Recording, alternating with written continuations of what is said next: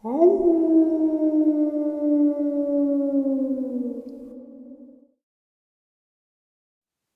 greetings and salutations, everyone. I hope everyone is doing well today. Today, I have a terrifying lineup of encounters from subscribers and some Dogman encounters that have been sitting on my desk for a little while. Before we get into that, though, a couple links I'd like to share with you.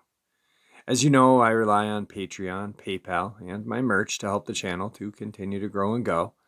Those links, except my merch, are in the description below.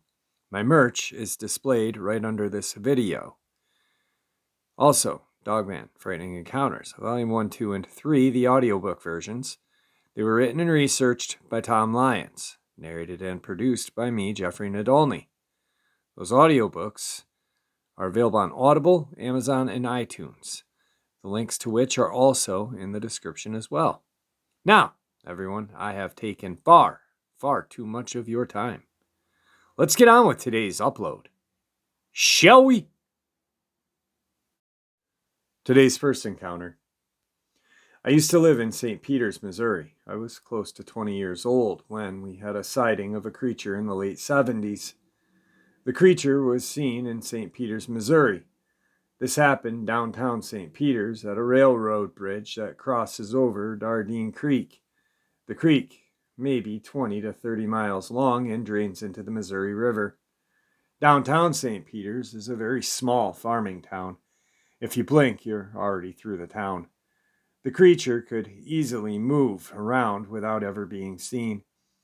The creek has large levees on both sides and was heavily wooded at the time. A friend and I used to sit by the creek or on the railroad bridge and talk. One night we were climbing on the bridge. My friend was the daring type, so I didn't think much about the shadows I saw. I thought it was just my friend fooling around. I yelled at my friend asking what he was doing. To my surprise, it was never him moving around. We just laughed it off and went on chatting. My friend had to pee, so he went off to the end of the railroad bridge and started to go. Whatever was following us lifted the railroad timbers and tried to grab my friend. We ran approximately a mile back to his house. I left out a lot of details as I'm disabled now and it's hard to write. The creature was seen many times after our first sighting and was seen by our friends. This creature is violent. Tried to kill my friend, smells like rotten hair. It lets out a scream like a panther. One major thing that is different about this creature, and that it has only 3 fingers, like a tree sloth. The reason I say this is because we found handprints on the banks of the creek and the mud prints under the bridge. We never found a footprint. We saw the imprints of the fingers and the nails in the soft mud of the creek banks. It appeared they would grab the steel beams under the railroad bridge, and it would leave the muddy handprint on the beam. The odd part was we never found a footprint. I see these were handprints only because they wouldn't support a creature this size. All 3 fingers were approximately 1.5 inches in diameter and approximately 8 inches long, with the middle finger slightly longer. Each nail was approximately 3 to 4 inches long and was curved like an eagle claw. I would assume both hands had 3 fingers because of the ability to climb under the bridge. The creature was approximately 8 to 9 feet tall. Couldn't tell if it had a tail. Only saw it from the front. It appeared to be male, very long, matted hair all over its body. The hair was very dark brown. Could barely see its eyes through its hair. The shoulders looked close to be 5 foot wide from shoulder to shoulder, very short neck. Its arms were long as the hands hung past its knees. Body shape looked like classic Bigfoot pictures, except the arms were longer and the hands were different. I could not describe the feet as the amount of hair. The creature had a very bad, rotten hair type smell. It also let out panther type screams one night, as we must have startled it. The creature was or appeared aggressive to us as it pushed over a dying tree in the woods one night. Granted, the tree was dead, but it took a lot of strength to push over a tree that was about 3 foot in diameter. That was the same night it let out the scream. Other times we could tell it was getting near because you could smell that foul odor. It moved very quietly in the creek and the woods for an animal of this size. I couldn't begin to give you an approximate weight of the creature. The only thing I could think why it was aggressive is one night it appeared to be a female with 2 small ones with it. She stayed in the brush. I couldn't tell if it was bent over or what position to keep the 2 small ones guarded. She appeared to be maybe a third of the size of the male. She was 50 to 75 yards from us, and the closest we got to the male was maybe 45 to 50 feet. I've told many people of this sighting over the years, and no one believes me. There were 5 people there at one time that saw this creature, and we saw it maybe 4 or 5 times in a short period of time. I guess it went to a different location on the creek. I assume it walked mainly in the water so as not to leave tracks. At the time I was working for a company and I was talking to another friend about my past, and we just happened to go down by the bridge. I was showing him around, and to my surprise I spotted these prints freshly made in the mud in the creek. Chills ran up my back. I don't know what to say to this person, as they may think I made the tracks myself. Many people have seen this creature, and it's changed their lives. No one believes me. All I know is my eyes do not lie. Today's second encounter. This is my father's story. He told me back in 2018. My dad was in the woods, 57-year-old, avid hunter, scared of nothing. Doesn't believe in the paranormal. Leaving the house for the evening hunt during deer season. In the evening hunt, you go to the stand at around 3 to 4 p.m. and stay in the stand until there's no light left. I usually find an excuse to get out of the stand early, but my dad is known by us and his friends to be the last one back to the house. He had seen a few doe, but no buck that day, and decided not to take one yet. In classic dad fashion, he stayed in the stand till complete darkness had set in. The kind of darkness where you can't make out any details from 2 feet away. Starts to pack up his stuff. The next part is exactly how my dad describes it to me. The woods went completely silent out of nowhere. Not like there was any noise, but like everything in nature knew not to make a sound right then. No wind, no squirrels, nothing. Just as I start to think how weirdly quiet it had gotten all of a sudden, I heard a large stick break directly under me, but I didn't hear any rustling of leaves or sounds of any animal at all. After 30 seconds, something directly below the stand made a sound that I can only describe as a multi-tone scream so loud that it made my ears go to white noise fuzz. I have heard a lot of different animals in the wild, and nothing I have ever heard came across had that ability to make that call. Not even a human. As soon as the creature had finished its harrowing call, the stench began. It was a unique smell that only comes from a landfill mixed with heavy sulfur. I turned on my headlamp to see what was lurking below me. All I saw was a black figure move at the speed that seemed physically impossible. I started frantically shining my light in the direction that the creature moved toward, and at the tree line, I saw a set of reflective eyes looking back directly at me. The black figure behind those eyes was larger than any other animal I had ever seen in the Ozarks, aside from maybe a very large cow, but it wasn't fat like a cow. It was lanky, and had unruly fur that seemed to stick out of all directions. On the top of its head, it had two large, slicked back, twisted horns or ears, similar to that of an old male goat. The eyes were easily 7 feet off the ground, meaning this was taller than any native species in the area. It just sat there, breathing heavily and staring at me for what seemed like an eternity. I kept my headlamp pointed at the creature until it turned and walked away into the woods. Now, at this point is when I got the call from my dad to come pick him up in the UTV and get him the heck out of there. This is the only time my dad ever sounded scared to me. He still hunts all the time and says he can't wait to see it again and hopefully get a better look. Classic, tough-ass dad thing to say. Thinks he may have seen the Ozark howler that night. After all this, my dad has been very into Sasquatch research and the like. On the other hand, I believe he may have had a run-in with the Ozark howler instead of a Bigfoot. Today's third encounter. I feel I may have had an encounter recently, but I don't feel it's worthy of coming onto your show. But anyway, I was helping my fiance friend move to a different part of the reservation. Also, her friend was full-blooded Lakota.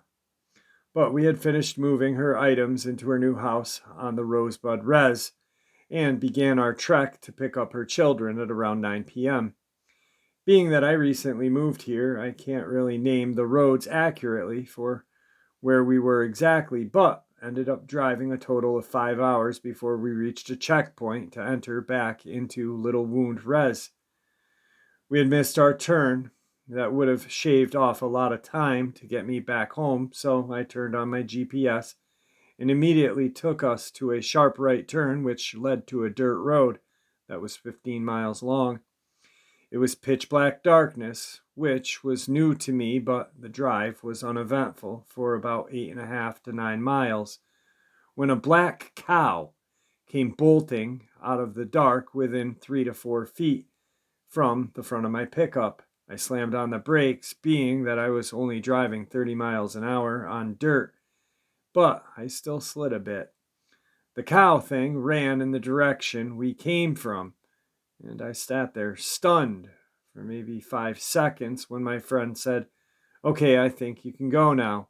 I snapped out of it, driving again, when the corner of my eye to the right, about 200 feet or so away, in the darkness beyond the fence, I saw a large black mass run extremely fast down the hill into the ditch. It moved so much faster than a cow as well. I don't know exactly what I saw or if there was anything at all, but wasn't willing to find out. 5 or 6 miles later, we came to the main road and we got back to Little Wound. Brother, I don't think you saw a black cow. I think you saw a Dogman running through the reservation. Today's fourth part of the upload. Hey Jeff, my name is Redacted. I'm 57 years old, a veteran of the Navy and Army. I live in the southwest corner of Oklahoma. I started listening to your show during the first quarantine months, early 2020. At first, it was just different and creepy, but after about 3 months of listening to your broadcast, I came to believe that these things are real. I will not write long, but I took my fiancée to Jacksonville, Florida to fly back to her country, Columbia. This took place this past October of 2021. We drove down through Texas, down to Interstate 10, and across to Florida. On my way back, I decided to zigzag diagonally from Jacksonville, Florida, taking the older state highways up through Georgia, Alabama, and up to Oxford, Mississippi, near Taylor, Mississippi. I got there the evening of October 10th, 2021. I got a hotel room in Oxford at the edge of town. It was a very dark night, lightly raining. but I decided to drive the short, windy 7-mile, 2-lane road to Taylor to see what it was like. I made a nighttime video and daytime video of the drive. I remember several episodes of your channel about Luke, and also an episode from your channel or another about an electrician that went to help repair some lines after Katrina. That guy's testimony might be from Dark Waters' channel, which it is. This guy was told to be very careful and watchful for these creatures while working on the pole lines, so I wanted to see the approximate location of myself. I drove slowly from my hotel down the dark, long, narrow road to Taylor. Most of the trees were about 10 feet or less from the edge of the asphalt. Only a couple or so areas in the road go back further. I even stopped a few times and rolled my windows down to listen. I never saw anything. When I got to Taylor, I stopped at a little gas station where a young gentleman was cooking barbecue. Got out to ask him about the town. I asked if he had ever heard of the Dogman or walking wolves. He replied that he hadn't, but led me inside to ask two other older gentlemen and an older woman who owned the place. I told them who I was, and they were all very nice and hospitable. When I asked them about Dogman, the two gentlemen looked scared and replied yes, then looked down and didn't want to talk anymore. I thought that was strange. The older lady was still very nice and talkative. She also said she knew about them.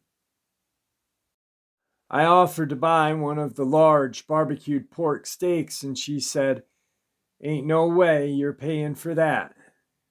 It is on the house," and she gave me a to-go box with a large pork steak and a large smoked sausage. I told them thank you and good night. Drove back Old Taylor Road slowly, hoping to see a Dogman. But nothing. At the edge of town in Oxford, I stopped in a General Dollar store to see if they had any steak sauce. I spoke to a lady employed there, stocking shelves.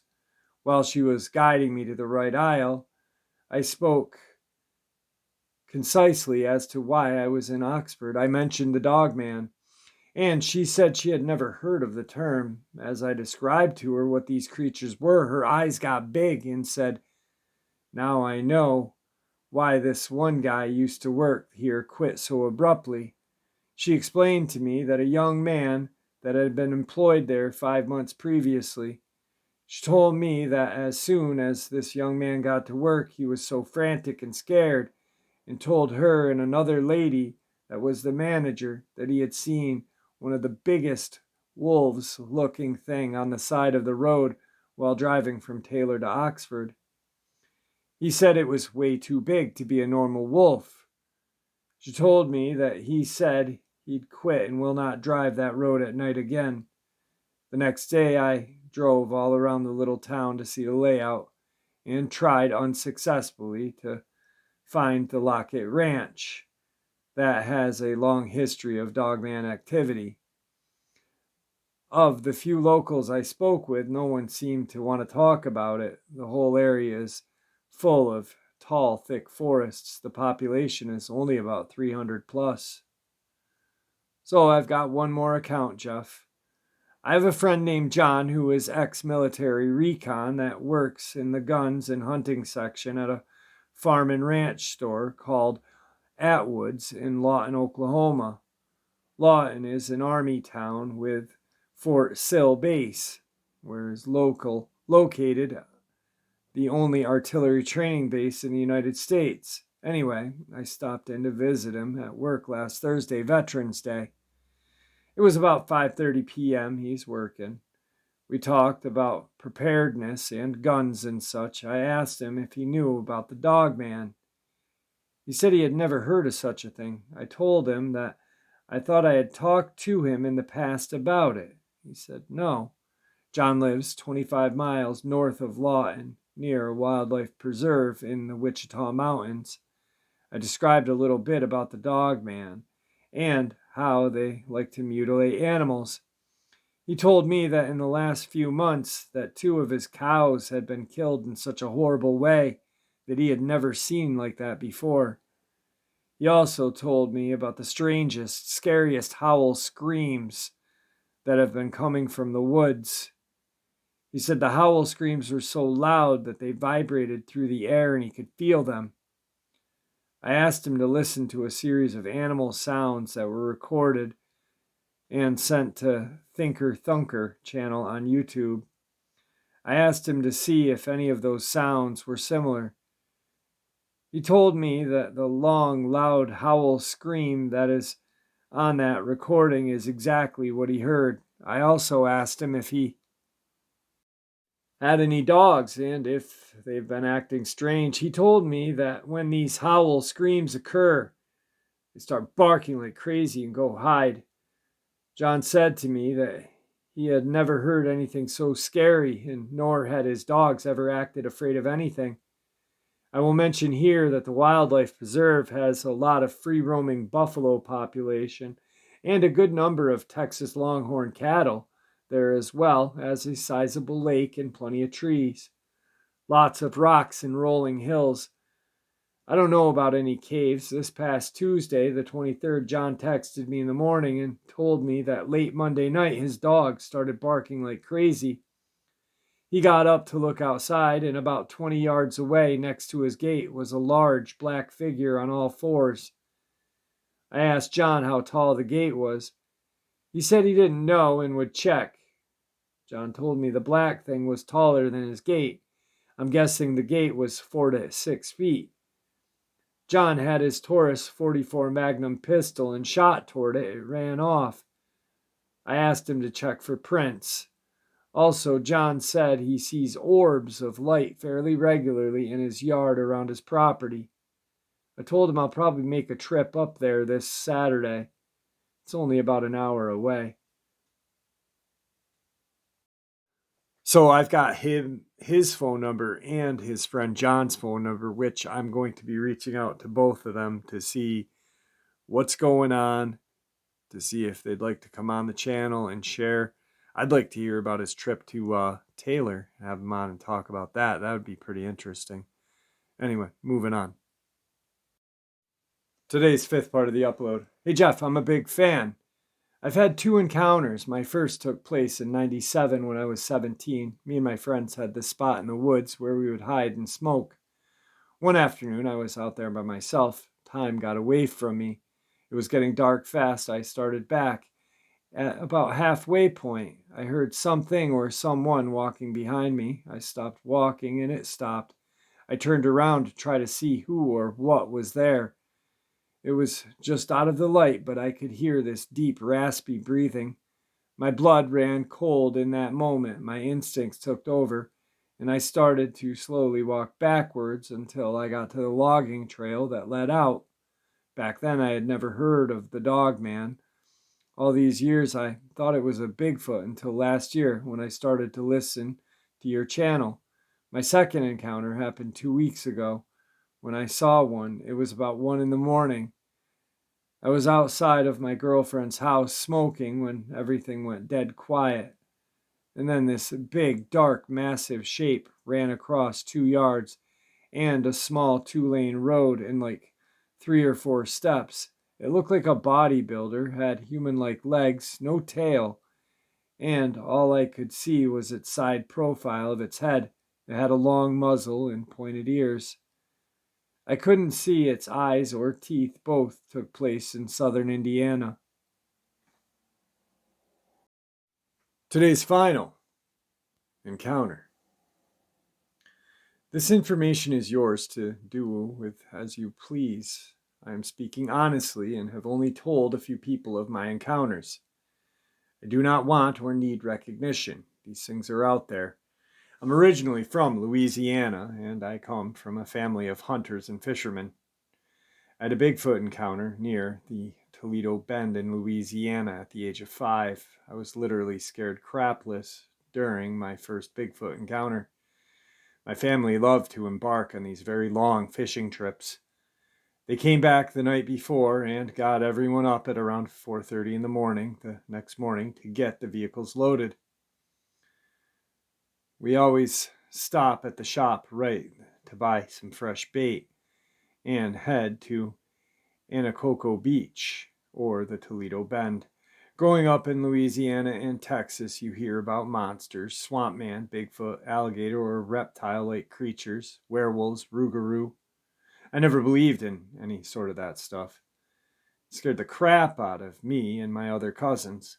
My aunts and uncles had experiences they would share with us, but I honestly thought they were stories. One thing about Louisiana is that the people start heading out in a hurry when the sun is going down in a certain area. They will literally tell you, hey, the sun's going down, it's time to get out of here. We were asked to walk a few minutes out from where we were fishing to go number 2. I had an older brother that did some very questionable things to me in the spirit of fun and jokes. This particular day, my brother and my cousin had to go number 2 at the same time. We were told to walk together and look out for one another. We walked 15 minutes deep into the woods and started the you go, I'll look out routine. Myself and my brother took first watch, then my cousin and I took second watch. When it was my turn, I walked about 15 feet further back from their dump sites to take mine. Imagine my surprise when I watched them turn toward me, laugh, and run off. I knew they had left, and I started to cry, but went ahead and finished up. Everything went quiet, no birds, insects, or anything making noise. Fear and panic set in. There was also a foul scent. I had actually been smelling it for a while, but I thought it was my brother and cousin's dumps in the wind. As I finished wiping, I barely had gotten my pants up and I heard this gruntish growl behind me.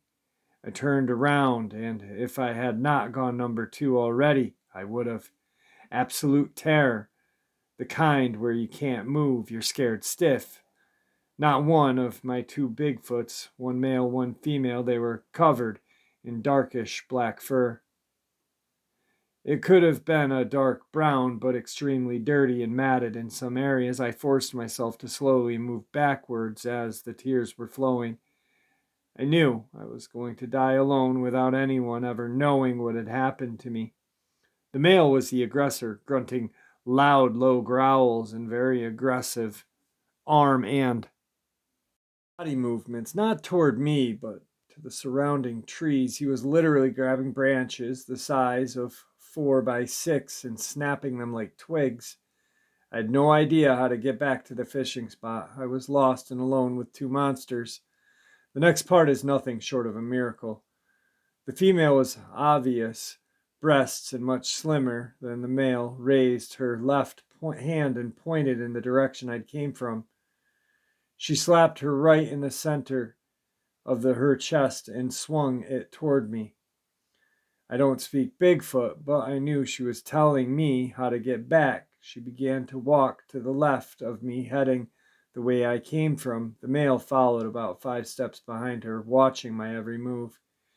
He showed his dismay of me and the situation by low growls and grunts toward me and the female. He simply didn't want her to help me, to leave me and let me figure it out. They both walked me close enough to hear my aunt's voice cursing my cousin and my brother out for leaving me. I walked toward my aunt's voice. I glanced back and watched them walk back into the forest.